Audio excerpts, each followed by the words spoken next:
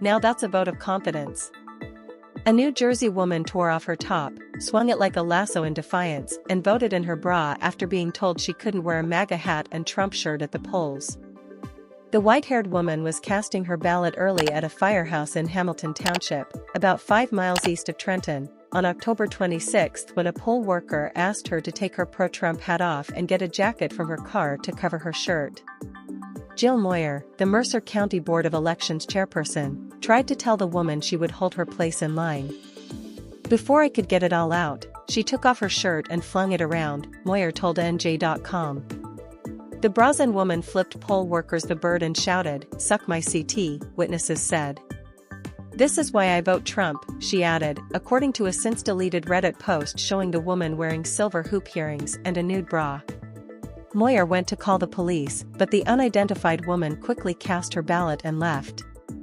Jersey's electioneering law bans any political gear that can be read or viewed to identify support or opposition of a candidate. The post, later shared and deleted by author and Kamala Harris surrogate Mark Green on X, caught the attention of Trump running mate, Senator J.D. Vance, who shared it. "What a patriot," Vance wrote, according to screenshots. "I'd buy that lady a beer," one man commented on social media.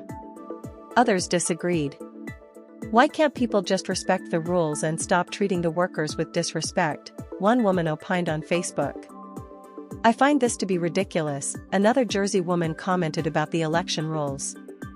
"You're standing in line to vote. I don't think a shirt or hat will influence who I vote for. My mind is made up." Each state has different laws on electioneering, according to the National Conference of State Legislatures, and many voters are unaware of the rules. Another woman in the Garden State was asked to remove her handmaid's tale costume, a symbol used in reproductive rights protests, before voting, NJ.com reported. The heated political climate has almost led to blows in other parts of the country. A brawl broke out at a South Carolina polling site when a man was told he couldn't vote with a hat reading, "Let's go Brandon," code 4FK Joe Biden. Shocking video shows the man point his finger in the face of one of the female poll workers before she begins hitting him. The South Carolina Law Enforcement Division is investigating the incident. South Carolina law prohibits voters from wearing anything that displays a political party, candidate name or ballot issue. In New York, however, the law allows apparel or buttons that express political viewpoints, including MAGA messages, as long as they don't specifically advocate for or against a candidate or ballot proposal, according to officials.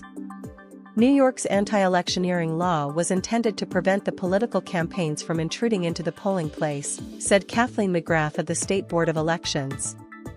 It was not designed to prohibit political expression generally.